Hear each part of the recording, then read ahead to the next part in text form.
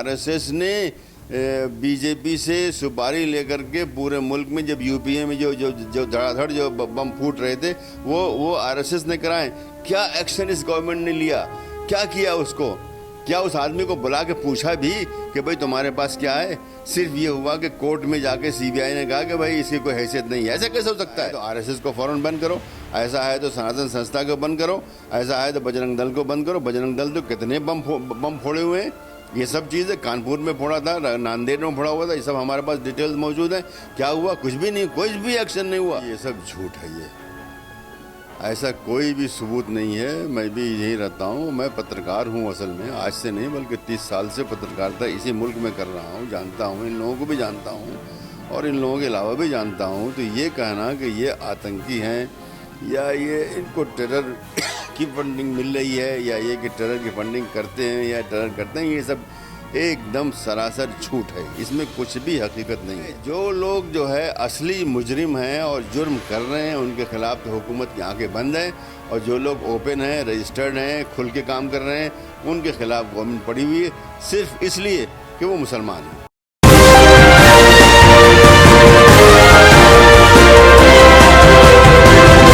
पल पल न्यूज़ से मैं हूं आपके साथ नदीम अकरम।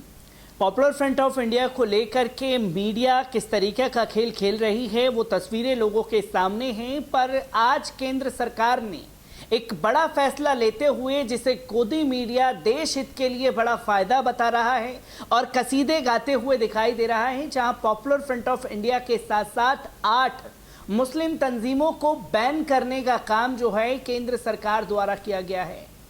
किस तरीके से तमाम ईडी, एनआईए, एटीएस, तमाम लोगों की जो छापेमारी चल रही है, इसी पर हमसे बात करने के लिए दिल्ली माइनॉरिटी के एक्स चेयरमैन डॉक्टर जफरुल इस्लाम खान साहब मौजूद हैं। सर, जो पॉपुलर फ्रंट ऑफ इंडिया को लेकर के तस्वीरें लगातार सामने आ रही हैं कि खूंखार आतंकी हैं, इनकी टेरर फंडिंग थी, विदेशों से फंडिंग थी, जो आरोप लगाए जा रहे हैं उसे कैसे देखते हैं? देखिए, एक जुमले में मैं कहूँ कि ये सब झूठ है। ये ऐसा कोई भी सबूत नहीं है। मैं भी यहीं रहता हूँ, मैं पत्रकार हूँ असल में, आज से नहीं बल्कि 30 साल से पत्रकारिता इसी मुल्क में कर रहा हूँ। जानता हूँ, इन लोगों को भी जानता हूँ और इन लोगों के अलावा भी जानता हूँ। तो ये कहना कि ये आतंकी हैं या ये इनको टेरर की फंडिंग मिल रही है या ये कि टेरर की फंडिंग करते हैं या टेरर करते हैं, ये सब एकदम सरासर झूठ है। इसमें कुछ भी हकीकत नहीं है। दूसरी बात यह है कि अगर उनमें से किसी एक आदमी ने, चंद आदमी हो सकता है, केरला में वहाँ पे लड़ाई वड़ाई होती है और वहाँ पे कुछ गलत काम किया है, तो उस आदमी की सज़ा होनी चाहिए। ये काम जो वो करते हैं, आरएसएस और बजरंग दली वाले या सनातन संस्था वाले या अभिनव भारत वाले या आर्य सेना, मान ली कौन करनी सेना, कौन कौन सी सेनाएँ हैं, ये लोग उससे कहीं ज़्यादा करते हैं। उससे इन्होंने तो अगर एक किया होगा तो वो उन्होंने तो हज़ारों किया हुआ है, बल्कि लाखों किया हुआ उन्होंने, उस पर तो कोई एक्शन होता नहीं है। तो एक्शन वहाँ होना चाहिए, जबकि ये जो है, ये इनका मामला जो है, अगर कुछ आया है, 2-3 आया है केरला में, ऐसा वो सिर्फ केरला में, इसलिए केरला में आरएसएस वाले बहुत ही ज़्यादा यानी गलत किस्म के वहाँ पे उनका रवैया है। और वहाँ वो न सिर्फ मुसलमान बल्कि दूसरे यानी कम्युनिस्टों के ख़िलाफ़ भी जो है बहुत ही सख्त किस्म के जो है वहाँ पे काम करते हैं, मारते पीटते हैं, कत्ल करते हैं। बहुत आम बात है ये। तो अगर ऐसा हुआ है तो उस आदमी के ख़िलाफ़ होना चाहिए। यही जस्टिस है, यही नेचुरल जस्टिस है, ऑर्गेनाइजेशन के ख़िलाफ़ नहीं। जब तक ये साबित ना हो कि ऑर्गेनाइजेशन ने कोई पॉलिसी के तहत ये करवाया है, भाई अगर ऐसा है तो आरएसएस को फ़ौरन बंद करो, ऐसा है तो सनातन संस्था को बंद करो, ऐसा है तो बजरंग दल को बंद करो। बजरंग दल तो कितने बम फोड़े हुए हैं। ये सब चीज़ें कानपुर में फोड़ा था, नांदेड़ में फोड़ा हुआ था, ये सब हमारे पास डिटेल्स मौजूद हैं। क्या हुआ? कुछ भी नहीं, कोई भी एक्शन नहीं हुआ। अभी नांदेड़ में इन्हीं के एक आदमी ने, जो बजरंग दल का बॉम्बे का ऑर्गेनाइज़र था, वो कह रहा है कि आरएसएस ने बीजेपी से सुपारी लेकर के पूरे मुल्क में जब यूपीए में जो धड़ाधड़ जो बम फूट रहे थे वो आरएसएस ने कराए। क्या एक्शन इस गवर्नमेंट ने लिया? क्या किया उसको? क्या उस आदमी को बुला के पूछा भी कि भाई तुम्हारे पास क्या है? सिर्फ ये हुआ कि कोर्ट में जाके सीबीआई ने कहा कि भाई इसकी कोई हैसियत नहीं है। ऐसा कैसे हो सकता है? अगर मैं आज यहाँ बैठ करके कोई बहुत ही बड़ा दावा करूँ तो फिर गवर्नमेंट का फ़र्ज़ हो जाता है कि उसकी एजेंसियाँ आएँ और मुझसे पूछें कि भाई क्या आप सबूत है, इतनी बड़ी बात आप कह रहे हैं। तो वहाँ से कुछ भी होता है जो कि लाखों गुना ज़्यादा है, उस पर गवर्नमेंट को नज़र नहीं आता, कुछ भी नहीं होता। और यहाँ पर जो चीज़ किसी ने नहीं की या किसी फ़र्द ने की है, मैं मान सकता हूँ कि केरला में किसी फ़र्द ने, जैसे वो एक प्रोफेसर के उंगली काट दी थी, इसकी बात है इसमें, तो ठीक है वो गलत था, उसकी मैं कुछ भी तायद नहीं करता हूँ, लेकिन उस शख्स की सज़ा होनी चाहिए और हो रही है, उसको पकड़ा भी उन्होंने। तो जब हो रही है तो फिर कौन सी मुसीबत है।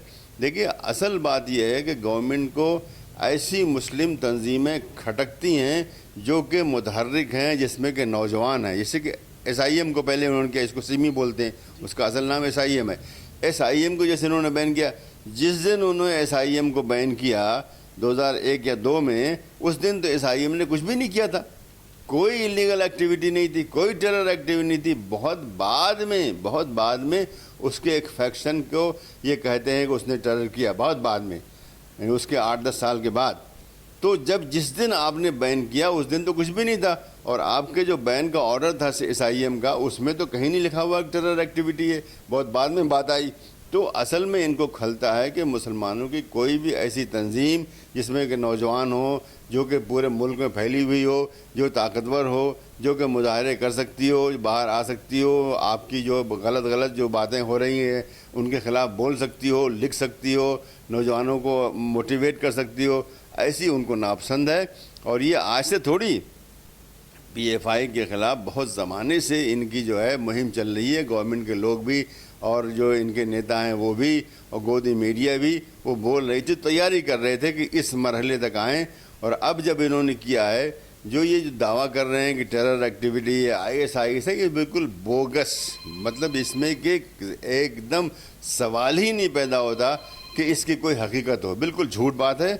और मुझे मालूम है कि ये कोर्ट में जाएंगे ये, और झूठे वहाँ पे चीज़ें, जैसे कि और भी उन्होंने किया है, झूठे जो है गवाहों को पैसे दे करके, मारपीट करके उनको दिखा देते हैं कि भाई हाँ ये किया, और जज ही मान लेता है।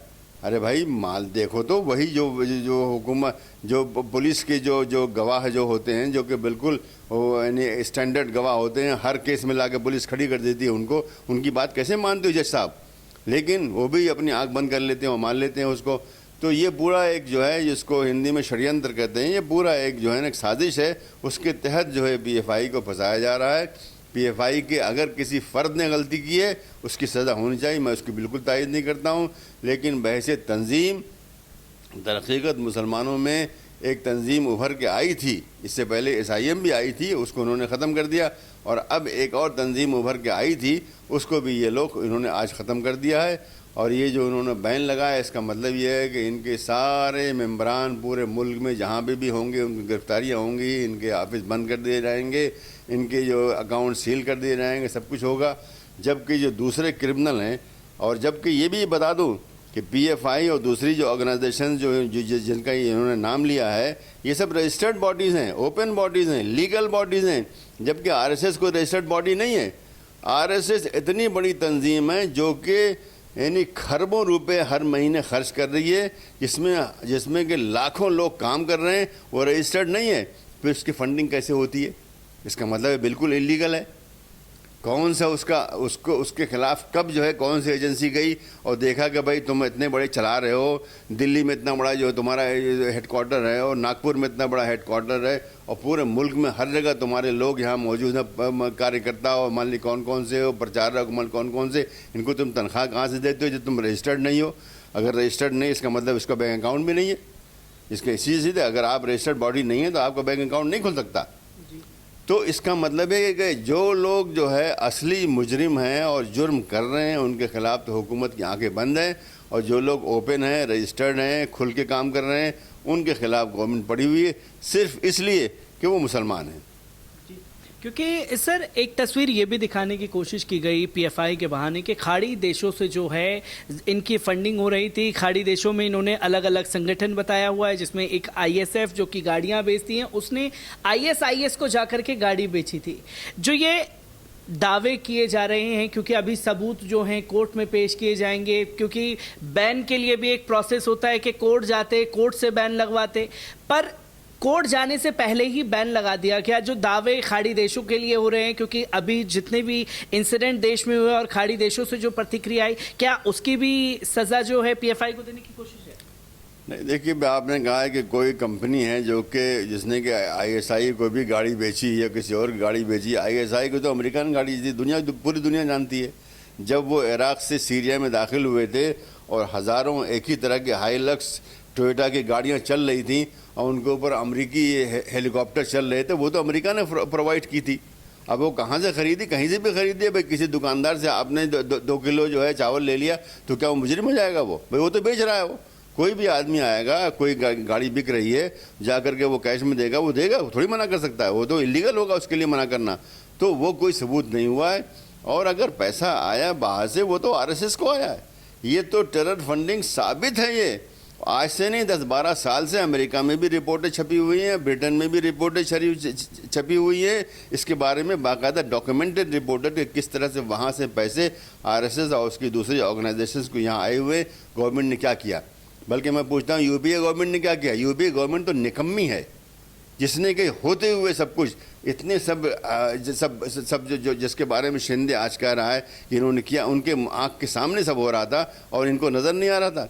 फिर ये टेरर फंडिंग की रिपोर्टें उनके ज़माने में, जबकि यूपीए मौजूद था, उस वक्त ब्रिटेन में और अमेरिका में छपी हुई हैं दुनिया में। अभी आप नेट पे जाइए, तलाश कर लीजिए कि जो है ना अमेरिका और ब्रिटेन से जो फंडिंग आरएसएस और ऑर्गेनाइजेशंस को हो रही है, वो बाकायदा और प्रॉपर तरीके से रिपोर्टिंग उसकी है और मोटी मोटी रिपोर्टें उसके बारे में है क्या किया इन्होंने।